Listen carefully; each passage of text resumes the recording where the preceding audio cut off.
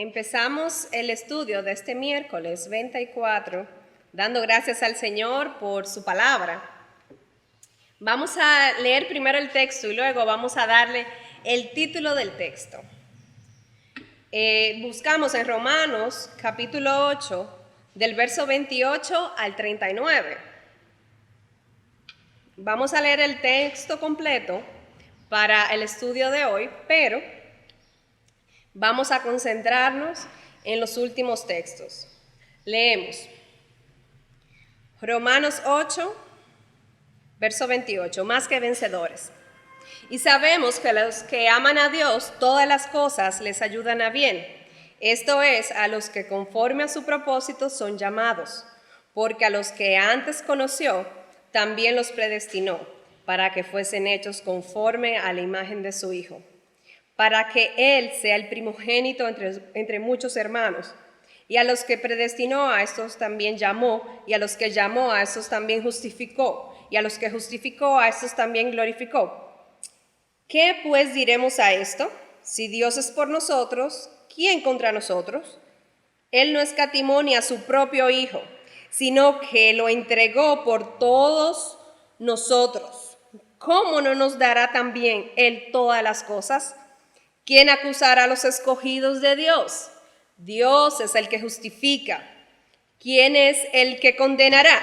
Cristo es el que murió, más aún el que también resucitó, el que además está a la diestra de Dios, el que también intercede por nosotros. ¿Quién nos separará del amor de Cristo? ¿Tribulación o angustia, o persecución, o hambre, o desnudez, o peligro, o espada? Como está escrito, dice el verso 36, por causa de ti somos muertos todo el tiempo. Somos contados como ovejas de matadero. Antes, en todas estas cosas somos más que vencedores por medio de aquel que nos amó. Por lo cual estoy seguro que ni la muerte, ni la vida, ni ángeles, ni principados, ni potestades, ni lo presente, ni lo porvenir, ni lo alto, ni lo profundo, ni ninguna otra cosa creada nos podrá separar del amor de Dios, que es en Cristo Jesús, Señor nuestro. Amén. Padre Santo, a ti pedimos dirección en tu palabra, Padre. Permite que tu palabra sea explicada desde tu punto de vista, que hoy sea refrescante, que esa palabra que ya conocemos nos traiga algo nuevo, Señor, y algo real a nuestra vida. Gracias, Padre Santo, porque tu palabra es fiel y nos justifica. Tu palabra es santa y nos redarguye, Señor. Utilízame y permite que yo sea tu vaso en esta noche. En el nombre de Jesús. Amén. Amén. Como dije, les iba a decir el título después de leer el texto. Entonces, mi título es una pregunta. ¿Por qué Dios da y luego quita? Y ustedes dirán, bueno, utilizó Romanos. Vamos a basarnos, a enmarcar el texto desde el 35 al 39, donde dice, ¿quién nos separará del amor de Cristo? ¿Tribulación o angustia? La pérdida del trabajo, la pérdida de una relación, la pérdida de la salud, de una promesa que teníamos presente o pendiente, la pérdida física de un familiar. Hay tantas pérdidas que podemos tener aquí en la tierra de todo esto que el Señor nos ha dado, que el Señor nos ha regalado, que decimos, bueno, Señor, en ti confiamos, te entregamos eso. A veces lo decimos, pero ¿quién tiene la respuesta de por qué el Señor nos da cosas que sabemos que son buenas en muchos casos? La bendición de un esposo, de un buen trabajo, son cosas positivas. ¿Y por qué luego las quita? ¿Qué nos promete el Señor aquí en este texto? Entonces, ahí es que quiero dar esa explicación, porque hay muchas cosas que leemos, pero que a veces no entendemos, que no vemos con los ojos de Dios. Es difícil, pero sí el Señor tiene una visión muy amplia y muy profunda de muchos temas que nosotros como humanos no manejamos de la misma manera. En Romanos, del verso 35 al 39, Romanos 8, ese texto enmarca la certeza de que en la vida de los hijos de Dios, nosotros ya somos hechos sus hijos, podemos recibir miles, o sea, una cantidad de tristezas, de profundos sentimientos negativos, de pérdida, de sufrimiento, que posiblemente no estemos preparados para recibir, pero que el Señor nos mantiene siempre con la esperanza de que nunca nos retirará su amor, nunca nos retirará la salvación, nunca nos retirará su apoyo, que es lo que al fin y al cabo como cristianos reconocemos y decimos: Señor, eso es lo valioso, lo espiritual, estoy llena de tu espíritu, que sentirme fortalecida. Eso cuando estamos bien es fácil dar gracias al Señor, es fácil reconocer que estamos firmes, que estamos en la iglesia, ¿verdad? Cuando todo marcha bien, pero cuando no, ahí es que el Señor dice: bueno, yo te prometí salvación, yo te prometí mi amor constante, firme, siempre. No te prometí riquezas, no te prometí un trabajo, no te prometí que todas tus finanzas, que tus hijos iban a andar bien, que tus hijos no te iban a dar problema, ni el esposo, ni tus amigos te iban a abandonar quizá porque ya la situación económica no es la misma. Miren que en esta época, en esta etapa de que estamos viviendo todo el mundo, se ha visto mucho desempleo, se ha visto mucha situación en los hogares y en la mayoría de los hogares con las finanzas. Y vemos que realmente la paz y la tranquilidad se pierde muy fácil en este mundo. Pero el Señor me dice que la paz, que mi tranquilidad no depende de las cosas de este mundo. Como volvemos al título, volvemos al título que dice: ¿por qué Dios da y luego quita? Lo primero que tenemos que saber es que el Señor da o presta lo terrenal, cosas materiales. El Señor nos presta lo terrenal, lo tangible, lo que está aquí en esta tierra, y quita lo terrenal. El Señor no nos da nada espiritual que luego sea quitado. Entonces, el Señor nos da y nos mantiene lo que es importante. Ahí vemos la diferencia, ahí vemos la explicación de por qué Dios da y quita. Porque estamos en una vida transitoria, eso lo reconocemos, y tenemos la esperanza de una vida mejor, de una vida espiritual. Entonces, la vida terrenal va a tener cosas efímeras, pasajeras mientras estamos aquí, y lo espiritual permanecerá para siempre. Dice que la pérdida, cualquier situación difícil, en este caso dice tribulación o angustia, persecución, hambre, desnudez, peligro o espada, no me quitará mi paz, no me quitará mi gozo. Entendemos que podemos pasar por un momento de tribulación, podemos pasar por un momento de dolor, un duelo. La palabra duelo, en la Real Academia de Lengua, el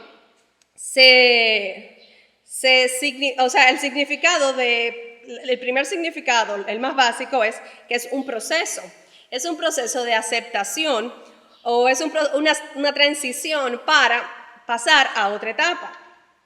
El proceso de duelo es un tiempo cambiante, cuando hay subidas, bajadas, hay cierto desnivel y la persona trata de seguir hacia adelante. Ese es el primer significado del duelo. O sea, la persona pasa por un proceso, pero sigue hacia adelante. No se queda en el proceso, camina. El momento quizá no sea el más fácil, sea de tribulación, como lo dice la palabra, pero vamos a seguir hacia adelante, que ese es el duelo cristiano.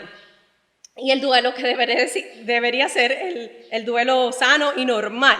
Ya cuando la persona tiene una ruptura, una pérdida de empleo, una situación, pasa por ese proceso de desestabilización, se tambalea un poco, a veces tiene que pasar un mes, semanas, claro, en oración, en ayuno, entregándoselo al Señor, y ese proceso se supera, se sigue hacia adelante. El Señor nos promete, dice, que nada nos separará del amor de Dios que es en Cristo Jesús, Señor nuestro. El Señor nos promete que nada nos separará de su palabra, que por más difícil que sea ese duelo, que sea ese proceso de adaptación por el cual estemos pasando, ese tropiezo, el Señor nunca nos retirará su amor, no nos retirará su salvación. Y al fin y al cabo, como cristianos, tenemos que reconocer que eso es lo que buscamos, que ese es nuestro objetivo, nuestro blanco, lo espiritual. Leemos en 1 Corintios 10:13, que es uno de los versos más básicos, cuando como nuevos creyentes deberíamos de aprendernos, que dice: no nos ha sobrevenido ninguna tentación que no sea humana, fiel es Dios que nos dejará ser tentados más de lo que podéis resistir, sino que juntamente con la tentación dará la salida para que podáis soportar. Eso nos está diciendo en Corintios que básicamente no, lo que nos quitan son cosas que simplemente podemos manejar, son cosas que en algún momento se nos iban a quitar.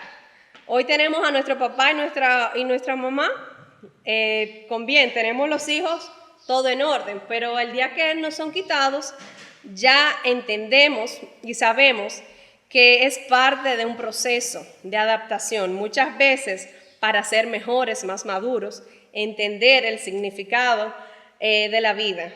En el momento yo sé que a veces no entendemos mucho significado, ni entendemos mucha explicación, ni mucha teología, ni mucha teoría. Pero para eso está el duelo, para aceptar. Pero en el duelo entiendo que debo de seguir adelante con mi situación. Solo debemos recordar que como niños no solo debemos recibir, sino también que tenemos que creerle al Señor sus promesas futuras. Mira, al final la luz, al final todo estará bien. Esa es la promesa del Señor y a Él es quien debemos de creerle. Una de las formas que crecemos como seres humanos y también como creyentes es a través de las situaciones difíciles y extremas, situaciones que nos ponen en la cuerda floja. A veces necesitamos estar en la cuerda floja para agradecer cuando estamos en el banco, cuando estamos en el suelo, cuando estamos en el trabajo que teníamos, cuando teníamos el matrimonio allá estable, bien, cuando todo estaba bien. Entonces ahí reconocemos que estábamos bendecidos, que el Señor nos estaba dando algo sumamente grande y bueno. Ahora bien, pasajero, terrenal, porque sabemos que Dios todo lo que nos da en la tierra nos lo puede quitar en algún momento. Apegados a las cosas terrenales, es muy difícil soltar aquello que consideramos valioso en nuestra vida. O sea, cuando estamos apegados es muy difícil soltar un trabajo, soltar una amistad, algún proyecto, algún sueño que quizás no está haciendo o no me está ayudando a alcanzar la meta. El llamamiento del Señor. A veces hay cosas que sí nos estorban. Bueno, pero como un hijo, como un matrimonio va a estorbar, si es una bendición, si la esposa es una bendición para el marido. Bueno, a veces hay bendiciones en esta tierra que son tropiezos, que no. El Señor sabe lo que le va a dar y lo que le va a quitar, y a veces sí le quita cosas buenas, pero es quizá para que no nos apeguemos a esta situación, a esta tierra, a este momento en la tierra. El Señor nos está permitiendo ser un poco más maduros, ser el ejemplo para aquel hermano que quizá está peor que nosotros.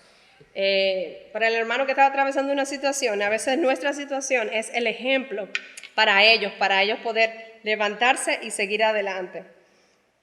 Entonces, ya para resumir, ¿por qué Dios da y luego quita? Como dijimos, porque Dios aquí en la tierra lo que nos da es prestado. Lo que es terrenal pertenece aquí, a esta tierra. Y lo espiritual nunca el Señor nos lo quita. La salvación, a lo que fuimos llamados, nuestro supremo llamamiento no se nos va a quitar. El amor de Dios nunca es retirado. por más difícil que sea la situación, Job, cuando vivió su situación, el amor de Dios nunca se le retiró. Se le retiraron cosas materiales. Nosotros esperamos ser, ¿verdad?, siervos firmes, que den ejemplo, que se puedan mantener. Entonces, para podernos pulir, ya para terminar en el último texto digo, para pulirnos, refinarnos y librarnos de lo que nos estorba o de lo que nos es obstáculo, a veces Dios nos quita cosas que no esperamos perder. Es muy doloroso, no comprendemos por qué y nos rebelamos a primera instancia. Sin embargo, ahí llega el proceso del duelo. Permanecemos conectados al Señor en oración, en obediencia, por el tiempo que sea necesario. Entonces, en ese proceso, Él nos mostrará su grandeza, el enorme amor que nos tiene y el por qué todo lo que nos pasa, quizás la situación que estamos viviendo, el por qué, y ahí vemos que Dios es fiel y verdadero. Y que, como dice el texto al final, ni lo alto, ni lo profundo, ni ninguna otra cosa creada nos podrá separar del amor de Dios que es en Cristo Jesús. Y que es lo importante en este caso, que el Señor no nos retirará su amor al final. Que el Señor nos continúe bendiciendo. Esperamos que sea de bendición y que la palabra del Señor haya llegado a sus hogares como es el objetivo. Que el Señor les bendiga.